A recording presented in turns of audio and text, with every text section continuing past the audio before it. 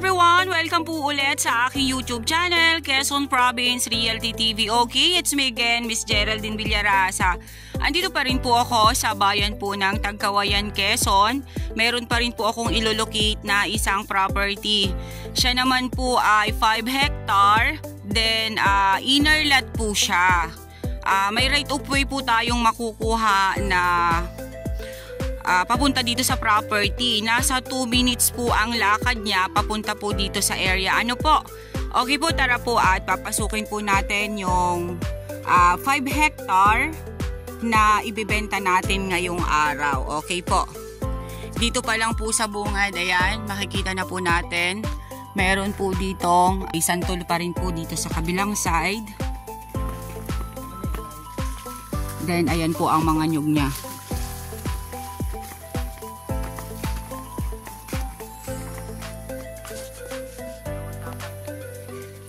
Okay, sabi po ni seller, dalawang sapa ang nasa loob po ng area.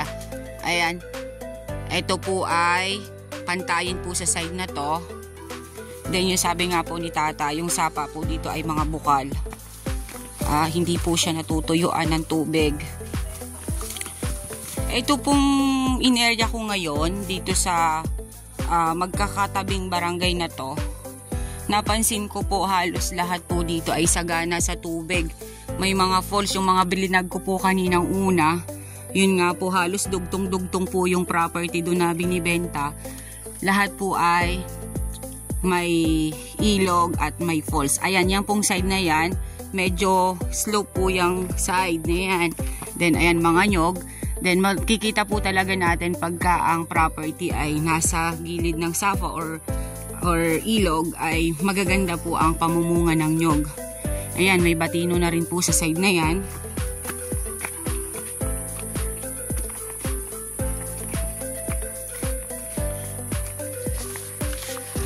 Then eto po sa side na to.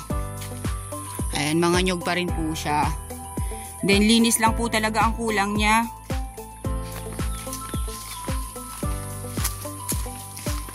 Yan, may langka pa rin po dito sa side na to. Yan pa, slope po talaga yung property. Yung about naman po kasi sa right of way, sabi ng seller, siya na po ang bahala doon. Kasi isa lang naman pong may-ari ang kakausapin niya doon. Siyempre, magiging legal pa rin po tayo pag kumuha ng right of way na ganon. Dapat po nating ipanotarize kasi darating po ang araw, magbabago ang mga tagapagmana, kailangan po nating merong pinanghahawakan na nakanotaryo. Yan, may slope po rin po siya dito sa side na to. Yung natututukan po yan ng aking camera din, mga nyug po siya.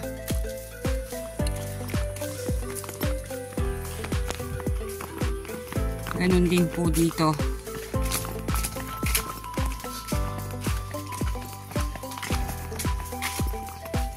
Sabi po ni seller, ang nyug po niya ay more or less po ay 600 kapuno. Yan. Yan, umislo pa rin po siya dyan sa side na yan.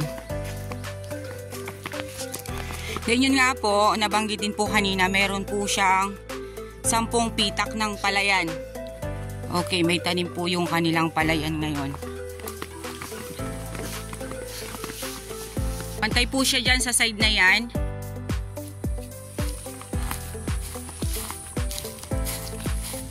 Then ayan po, makikita nyo naman po pagka ang area ay talagang may tubig. Ayan po siya, konting butas lang, may tubig na agad. Ayan, naalala nyo po kanina yung aking bilinag na isang property na binabanggit ko po sa inyo na lalagyan na ng grotto. Ayan pong mataas na bundok na yan. Ayan po siya. Yan, halos katabihan din lang po nitong 5 hectare na to. Ayan, running water po yung tubig. Ay, yung sapa, ayan. Ayan po siya. May mga isda! Ayan o!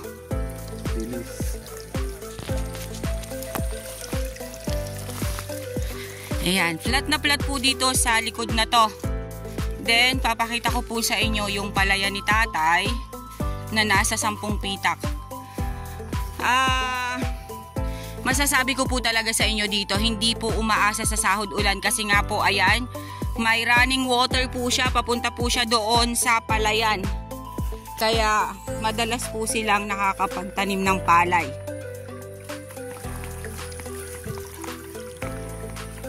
Okay, ayan po. Flat din po dito sa area na to. Yan, flat pa rin po siya.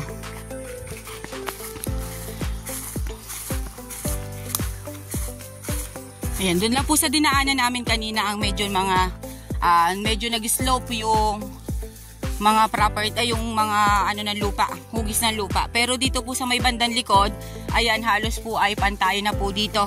Ayan po ang palayan niya. Ayan po. Yan po yung natututukan na yun ng aking camera. Yan po yung gagawing grotto.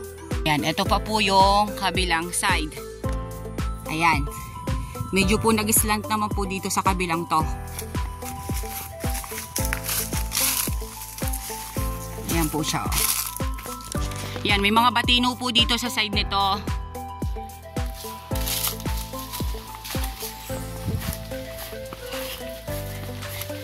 Meron kasi ako dyan tayo blinag, dyan din sa may malapit na nagagawing grotto, sabi ni Kagawad. Halos lahat din, ilog din yung kanyang mga boundaries. Parang ganito din sa yung to. Saganang-sagana tong lugar nyo sa tubig. Sa bagay, ang dami bagang dinevelop dyan na resort sa unahan nyo. Ayan, tatay to? Dalang hita. Ayan, may dalang hita pa po dito sa side na to at Indian Mingo.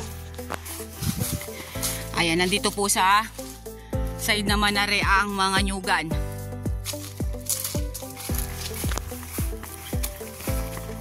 Okay po, may babanggitin po ako sa inyo.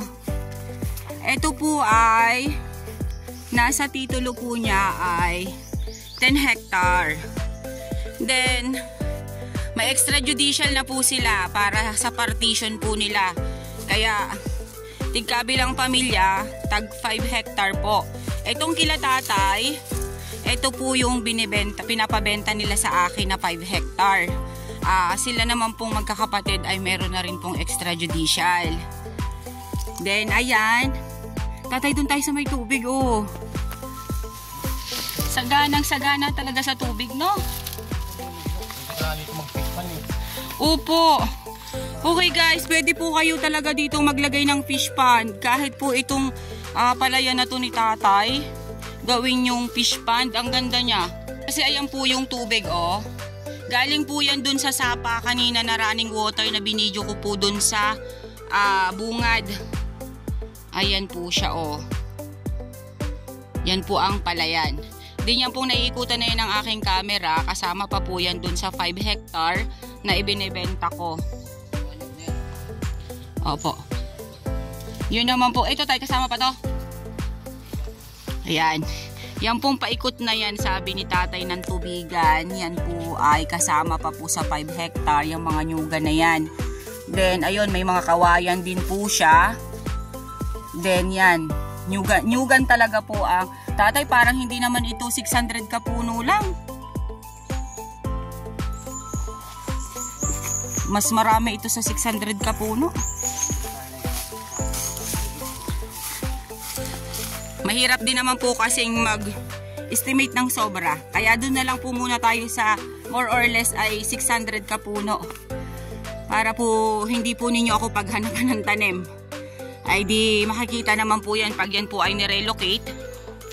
Makita mo naman po natin kung ilan po talaga ang puno ng nyog. Ano po? Ayan, pantayin po dito sa likod. Yan.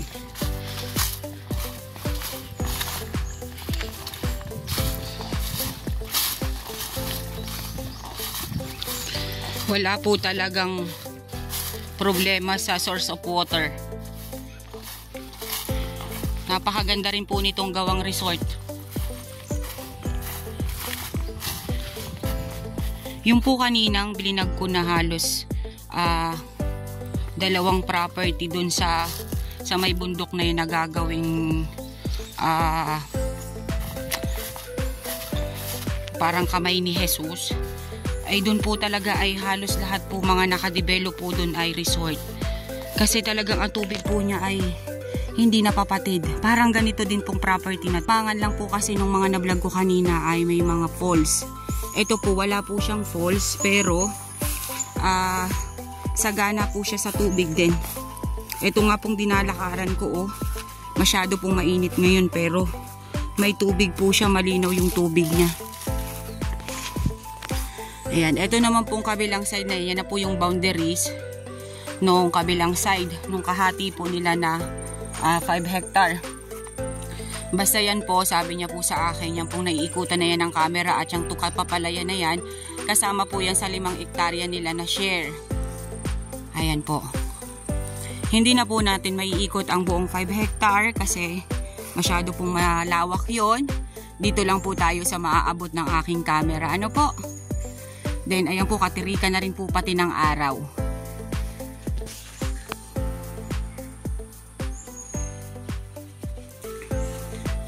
Ayun po, may sapa pa rin po dun sa may kalabaw na yun. Yung pong property ay nasa loob po mismo ang mga sapa niya.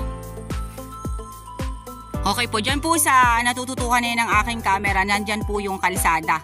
Dyan po tayo kukuha ng right of way na papasok po dito sa property. Wala na po tayong problema dun about sa right of way na yan kasi si seller na po ang bahala dun. Ano po? Okay guys, sabihin nyo na po ang property namin. Dito po ito sa Tagkawayan, Quezon, 5 hectare with right of way na siguro po ay mga 200 meters tayo. Sabihin pa na natin 200 meters. Mga 200 meters po na right of way hanggang dito po sa property. Meron po siyang mga buhay na sapa. Then may 10 pitak na palayan. Ang kanya pong nyog ay nasa more or less po ay 600 kapuno. Then marami rin po siyang fruit bearings. Yun nga po, sabi ko po sa inyo, ito po ay 10 hectare. Hahatiin po nila sa 2 pamilya. Meron na rin po silang extrajudicial para po doon sa manahan po nila dito sa 10 hectare na to.